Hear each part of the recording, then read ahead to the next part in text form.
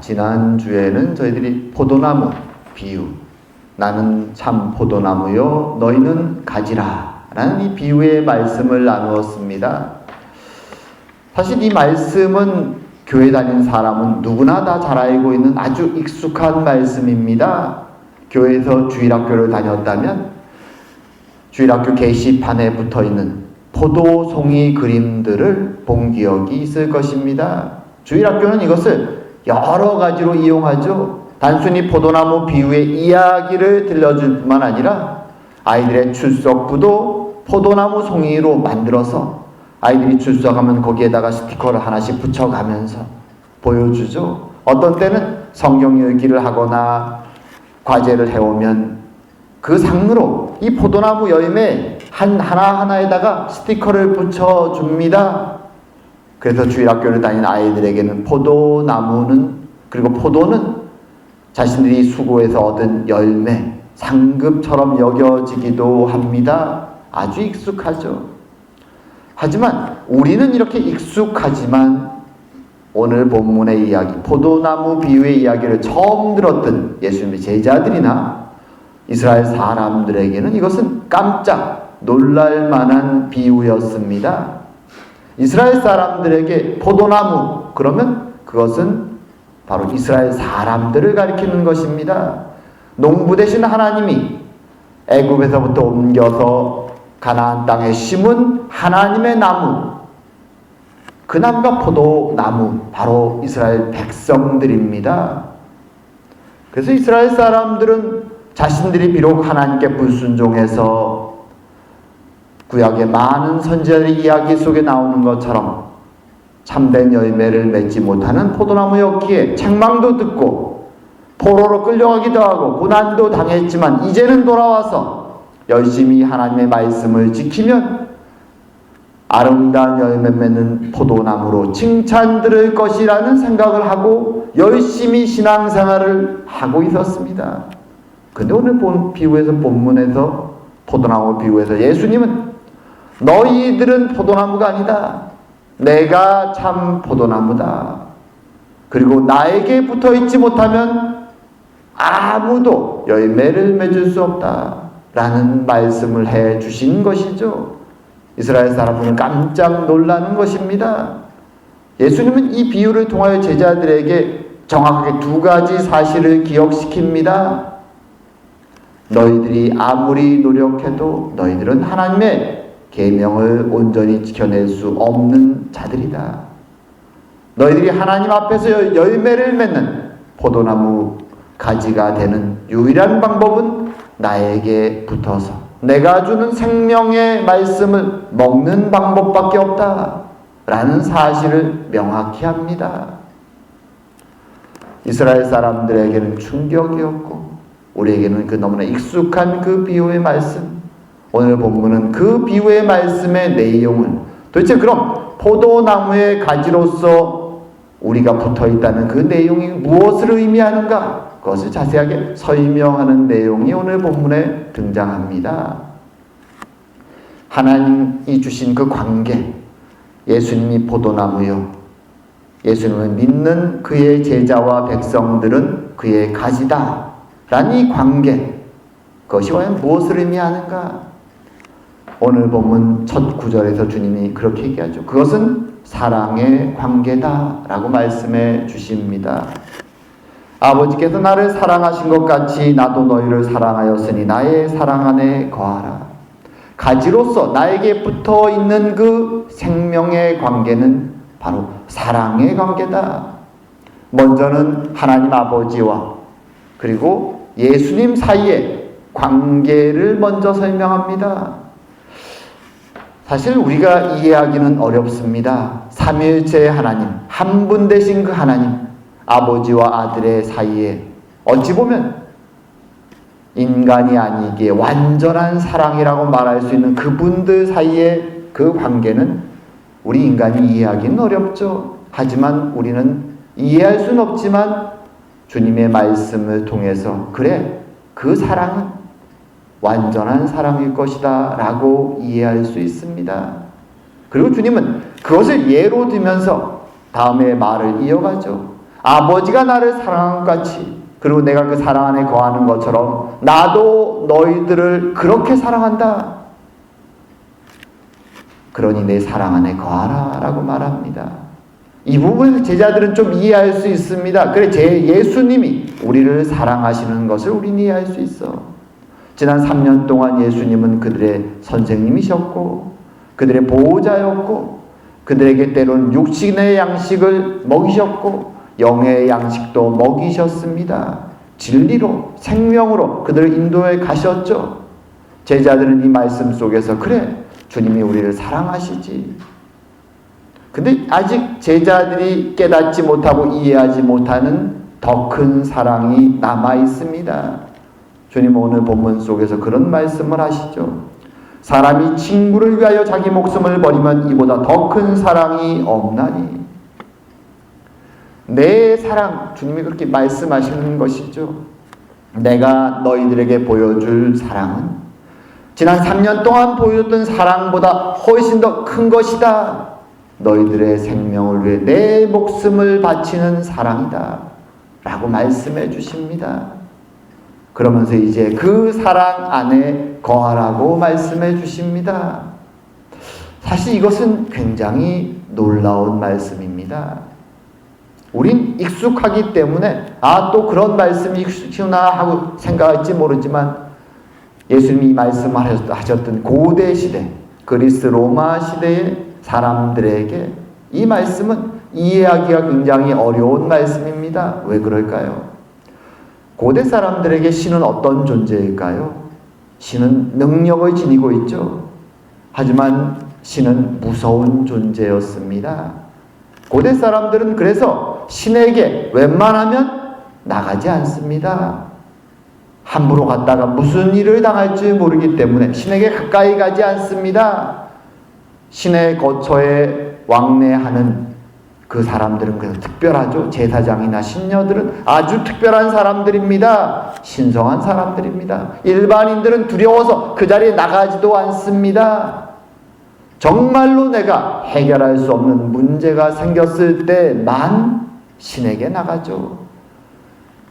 언제 어떻게 바뀔지 모르는 신의 마음을, 그 비위를 맞추기 위해서 제물을 준비해서 신에게 나갑니다. 그리고 신의 중재자들인 제사장이나 신녀들에게 또 선물을 하고 그들의 마음도 사면서 어떻게든 신의 뜻을, 신의 도움을 받으려고 노력하는 것이죠. 그것이 예수님 당시의 고대 사회 속의 신의 모습이죠. 그런데 오늘 예수님은 하나님 아버지와 예수님 사이의 신비스러운 사랑의 그 관계를 말씀하시며 그 신들의 공동체 안으로, 하나님의 공동체 안으로 이제 제자들을 초대하시는 것입니다. 아버지가 나를 사랑하고 내가 아버지를 사랑하는 것처럼 너희도 내 사랑 안에 거하라 라고 말씀합니다. 하나님의 그 놀라운 사랑 안으로 그의 백성들을, 그의 제자들을 초대하고 계신 것입니다. 이것은 도저히 고대 사람들의 생각으로는 이해할 수 없는 놀라운 일인 것입니다. 신이 어떻게 인간을 이렇게 찾아오고 자신의 모든 것을 내어주고 그리고 우리들을 신의 공동체 안으로 받아들일 수 있을까? 쉽게 이해할 수 없는 일들이죠. 한번 우리가 생각을 해볼 수 있습니다. 사랑의 공동체, 이 신의 공동체, 하나님의 사랑의 공동체는 일단 옆으로 놔두고 너무 높아 보이니까요. 우리 인간 세상에서 우리가 흔히 생각하는 사랑의 공동체, 그럼 뭐가 있습니까? 가족이죠. 가족. 우리가 생각하는. 그 중에서도 부모와 자식 간의 사랑을 우리는 생각합니다. 부모는 자식을 위해서 모든 걸 바칠 수 있습니다. 하지만 자식들은 어떻습니까? 부모의 사랑이 어떤 건지 잘 깨닫지 못합니다. 그죠? 부모의 사랑은 당연한 것이라고 생각하죠. 당연히 나를 위해서 주는 것. 그리고 자녀들의 사랑과 관심은 어디로 갑니까? 밖으로 나가죠. 가정은 항상 있는 곳입니다. 그 사랑의 울타리는 항상 있기에 별로 커 보이지가 않습니다. 그래서 자녀들의 사랑은 밖으로 나가죠. 자신이 사랑하는 이성을 찾고 또 자신의 욕망이 쫓아가는 목표를 쫓아다닙니다. 그렇게 살아가다가 그 자식이 나이가 먹고 자신도 자녀를 낳고 세월이 흘러가 이제 외부에 대한 몸의 기력이 빠져가며 외부에 대한 욕망이나 관심이 줄어들기 시작할 때 비로소 그 자녀는 자신의 부모를 돌아봅니다. 그래, 내가 내 자녀를 사랑하는 것보다 더 큰 사랑으로 나의 부모님은 나를 사랑했는데 나는 그것을 기억하지 못하고 지금까지 살아왔구나. 후회하는 것이죠. 하지만 우리가 아는 유명한 구절처럼 부모는 그 자신이 자신을 기억하고 사랑을 돌려줄 때를 기다리지 못하죠. 그것이 항상 인간 세상의 딜레마입니다. 불완전한 사랑의 공동체의 모습이죠. 갈등이 넘치고 후회하는 사랑의 모습. 그것이 우리의 한계입니다. 육신을 안고 살아가는 자신의 욕망을 따라 살아가는 인간 세상의 사랑의 공동체의 한계입니다. 근데 오늘 주님은 그런 불완전한 우리들에게 하나님의 사랑의 공동체로 들어오라고, 아니 이미 들어왔으니 그 안에 머물며 사랑하며 살아가라고 말씀하십니다. 이것이 어떻게 가능할까요? 욕심 많고 이기적인 우리가 어떻게 하나님의 사랑의 공동체 안에 거할 수 있을까요? 오늘 주님은 그 문제에 대해서 이어지는 말씀에 이렇게 말씀하십니다. 10절이죠. 내가 아버지의 계명을 지켜 그의 사랑 안에 거하는 것 같이 너희도 내 계명을 지키면 내 사랑 안에 거하리라. 주님의 해결책은 그거죠. 내가 아버지의 명령을 다 이 육신을 입고 이 땅에 와서 다 지켜서 죽기까지 그 사랑에 순종했던 것처럼 내 사랑을 받는 너희들도 이제 내 계명을 지키면서 내 사랑 안에 거하라고 말씀합니다. 계명이라는 것은 명령을 의미하는 단어죠. 명령. 그리고 다른 말로 하면 하나님이 우리에게 주신 말씀입니다. 하나님이 백성에게 주시고 예수님이 제자들에게 주신 말씀입니다. 그 말씀을 지키면, 순종하면 그 사랑 안에 거할 수 있다라고 말씀해 주십니다. 사실 이 말씀도 쉽지 않죠. 어떻게 하나님 앞에서 예수님이 순종하여 죽기까지 하신 그 모습을 보면서 이기적이고 연약한 우리들에게 그처럼 따라하라고 말씀하실까? 우리가 감당하기에 너무나 큰 것이 아닐까? 사실 구약의 이스라엘 백성들은 하나님의 많은 기적과 이적을 경험했지만 그들은 이 순종의 명령에 실패합니다.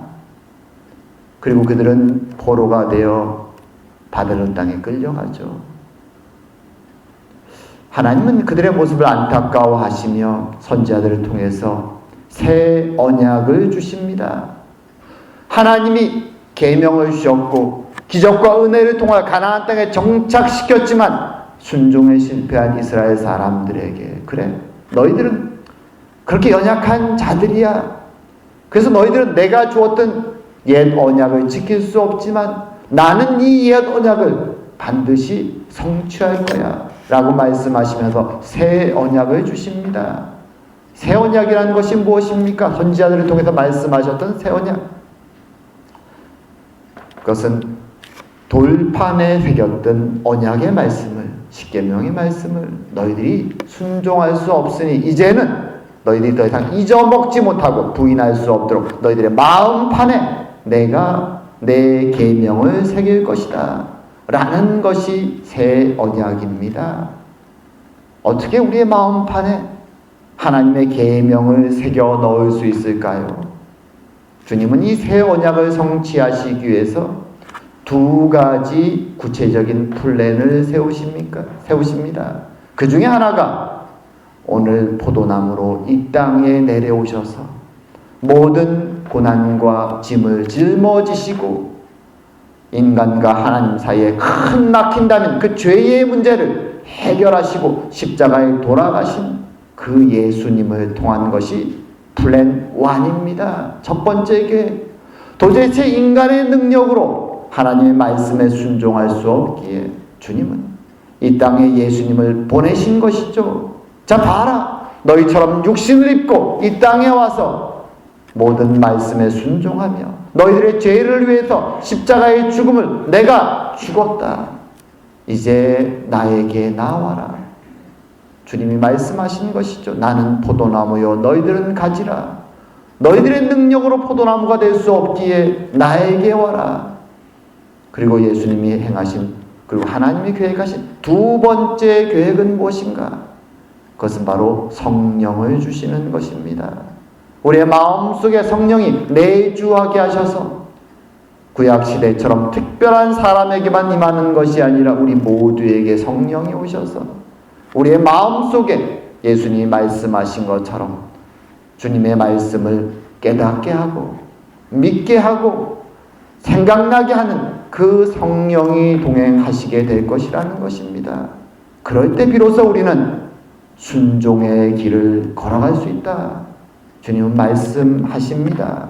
그리고 이제 그렇게 될 때 너희들과 나의 관계가 바뀐다. 오늘 말씀에서 그래서 이렇게 얘기합니다. 너희는 내가 명한 대로 행하면 곧 나의 친구라. 이제부터는 너희를 종이라 하지 아니하리니 종은 주인이 하는 것을 알지 못함이라. 너희를 친구라 하였노니 내가 내 아버지께 들은 것을 다 너희에게 알게 하였음이라. 주님은 살아계실 때, 이 땅에 계실 때 제자들에게 하나님의 말씀을 전하셨습니다. 그리고 이제 자신이 십자가의 길을 걸어간 이후 아버지께 돌아간 이후에는 아버지와 아들의 영이신 진리의 영이신 성령을 보내주셔서 우리에게 믿게 하고 그 진리를 깨닫게 하고 그 진리를 확신하며 살아갈 수 있는 그 은혜를 허락하신 것입니다. 우리의 능력으로는 순종의 길을 걸어갈 수 없지만, 믿을 수 없지만, 이 기적의 말씀의 내용들을 도대체가 확신할 수 없지만 우리는 우리의 욕망의 길을 따라갈 수밖에 없는 이기적인 존재들이지만 주님께서는 이 땅에 친히 오셨고 우리의 죄의 짐을 짊어지셨고 그리고 성령을 우리 마음속에 보내심을 통하여 순종의 길을 걸어갈 수 있도록 인도하셨다는 것입니다. 그리고 그 증거로 우리가 지금 이 자리에 나와 있는 것입니다. 감사한 일이죠. 은혜로운 일입니다. 주님은 그리고 이어서 말씀합니다. 이 순종의 관계로 우리의 관계가 끝나는 것이 아니다. 그 관계는 다시 기쁨의 관계로, 사랑의 관계로 돌아간다라고 말씀해 주십니다. 이렇게 말씀하십니다. 내가 이것을 너희에게 이름은 내 기쁨이 너희 안에 있어 너의 기쁨을 충만하게 하려 함이라. 내 계명은 곧 너희를, 내가 너희를 사랑한 같이 너희도 서로 사랑하는 이것이니라. 사실 기독교 신앙에서 가장 기뻐하는 것, 가장 중요한 이 개념 중에 하나가 바로 우리 마음속에 있는 기쁨과 감사입니다. 사도 바울은 그래서 항상 기뻐하라 라고 말합니다. 쉬지 말고 기도하고 범사에 감사라고 말하는 이유가 여기에 있죠. 주님이 말씀합니다. 내 기쁨이 너희 안에 있어 너희 기쁨을 충만하게 하려 한다. 우리는 어떤 때 기뻐합니까? 우리는 주로 나의 개인적인 차원에서의 육신의 이익이 생겼을 때 우리는 기뻐하는 경우가 굉장히 많습니다. 하지만 신앙의 길은 세상적인 물질이나 세상적인 시선에서의 기쁨이 계속 일어나지 않을 때가 많습니다. 당장 초대교회의 교회의 모습을 돌아가면 거기에는 세상의 시선으로 볼 때는 기쁠 일이 별로 없습니다. 박해와 고난이 넘쳤습니다. 하지만 그들에게는 세상이 줄 수 없는 기쁨이 있었습니다. 그것은 그들이 그리스도의 은혜를 통하여 성령의 감동하심을 통하여 이제 우리는 하나님의 사랑의 공동체에 영원히 속한 자들임을, 영원한 생명을 소유한 자들임을 믿게 된 것입니다. 그 기쁨이 그들의 마음속에 넘치는 것입니다. 그들의 심령 안에서 성령이, 주님의 영이 말하는 것이죠. 주님은 지금 기뻐하신다. 십자가에서 그가 이루신 구원의 역사가 너희들 한 명 한 명의 삶 속에서 일어나는 것을 보고 기뻐하신다. 그리고 지금도 너희들을 위해서 기도하신다. 주님은 내 기쁨이 너희 안에 있어서 너희들이 계속 기뻐하게 한다고 말씀하십니다. 우리 안에 계신 성령, 주님의 영은 기뻐하십니다. 왜냐하면 주님이 이 땅에서 수고하시고 피 흘리시며 십자가를 통해 이루신 그 구원의 모습이 우리를 통해서 드러나기 때문입니다. 이제 우리가 주님 안에 거하기 때문입니다. 그러기에 주님은 기뻐하십니다. 그리고 이제 우리에게 말씀하시죠. 너희도 기뻐하라고 말입니다. 그리고 그 기쁨이 우리의 개인의 선을 넘어서 서로를 바라보면서 함께 기뻐하는 그 사람들을 바라보면서 함께 사랑하라고 말씀해 주십니다. 저는 지금도 그 기억들이 굉장히 강하게 남아 있습니다. 처음에 군대를 제대하고, 물론 모태신앙이었지만 한동안 방황하다가 제대하고 회심한 이후에 기도만 하면 너무나 기뻐서 눈물이 흐릅니다. 슬픈 것이 아니라 기쁠 때, 감동될 때 눈물이 흘러나오죠. 한동안은 계속 무릎만 꿇으면 너무 감사하고 감동이 되어 눈물을 흘렸습니다. 성경을 펴면 그 말씀이 너무나 달콤하고 기뻐서 항상 즐거웠습니다. 그리고 교회에 와서 회심하고, 그때가 시골 교회, 제가 모교회죠, 다녔던 그 교회로 다시 돌아갔는데, 다시 대학에 돌아올 때까지 한 6개월 정도 머무는데 만나는 사람마다 너무 반갑고 기쁜 것입니다. 어릴 때부터 보았던 사람들, 많은 사람들, 그들과 함께 내가 회심했노라고, 내 안에 주님의 기쁨이 있노라고 고백할 때마다 서로 내 기쁨이 가면 그들에게 또 그 기쁨이 돌아옵니다. 그것이 그리스도 안에서의 사랑이라고 그 당시 느꼈습니다. 너무나도 기쁘고 사랑이 넘치는 그 공동체, 서로 좋아서 어쩔 줄을 모릅니다. 찬양하고 기도하고 모이기를 힘쓸 수밖에 없는 그 모습들, 그것이 초대교회 때의 모습이었고 우리 성도들의 공동체의 모습입니다. 주님은 그것을 기억하라고 말합니다. 우리는 주님으로 말미암아 구원받은 공동체고, 기쁨이 넘치는 공동체고, 사랑이 넘치는 공동체임을 기억하라고 말합니다. 우린 다 다른 곳에서 자랐기에 서로 다릅니다. 다른 생각을 가지고 있을 때도 많습니다. 그럼에도 불구하고 우리의 기쁨의 근본에는 세상이 줄 수 없는 주님이 주신 참된 기쁨이 있는 것입니다. 우리는 주님의 지체들이라고 말하죠. 그래서 포도나무에 연결된 가지들이고 머리 대신 주님께 연결된 각각의 지체들입니다. 서로 다 다르지만, 능력도 기능도 다르고 성격도 다르지만 우리 안에는 공통된 기쁨이 있습니다. 가장 큰 기쁨이죠. 주님이 나를 구원하셨구나. 나에게 영원한 생명을 주셨구나. 내가 이제는 세상에 속한 자가 아니라 하나님의 사랑의 공동체에, 나의 능력으로는 도저히 들어갈 수 없는 그 참된 하나님의 공동체에 들어가 있구나. 그리고 그 기쁨을 소유한 서로를 돌아보면서 우리는 사랑하고 섬기게 되는 것입니다. 주님은 그것이 바로 나의 계명이다. 그것이 너희들이 순종해야 될 것이다. 바로 포도나무의 열매의 모습이라고 말씀해 주시는 것입니다. 우리는 그것을 기억해야 됩니다. 이제 말씀을 맺을까 합니다. 주님은 포도나무 비유를 통하여 제자들에게 과연 주님과 하나님과 그의 백성의 관계가 어떤 것인지를 설명합니다. 이스라엘은 실패했지만 주님은 결코 실패하지 않습니다. 약속하신 바를 반드시 성취하십니다. 그의 백성을 구원하시기 위해 주님은 이 땅에 친히 육신의 몸을 입고 내려오셨습니다. 포도나무가 되시기 위하여, 생명을 잉태하기 위하여 십자가의 길을 걸어가셨습니다. 그리고 제자들을 부르십니다. 나에게 와서 붙으라고 말입니다. 그리고 성령의 은혜를 통하여 우리의 이성으로는 믿을 수 없는 말씀을 믿게 하시고 깨닫게 하시며 주님께 연결되어 생명을 잉태하고 열매를 맺는 가지들이 되게 하셨습니다. 그리고 이제는 우리를 순종으로, 기쁨으로, 사랑으로 부르고 계십니다. 우리의 능력으로는 순종도, 기쁨도, 사랑도 이루어낼 수 없지만 우리가 주님께 연결되어 있기에, 주의 사랑 안에 거하기에 우리는 순종하며 기뻐하며 사랑하며 살아갈 수 있는 것입니다. 참으로 이 은혜, 결코 주님이 말씀하신 것처럼 누구도 빼앗아갈 수 없는 이 참된 기쁨 안에 거하며 사랑하며 살아가는 저와 여러분 되기를 주의 이름으로 축원드립니다.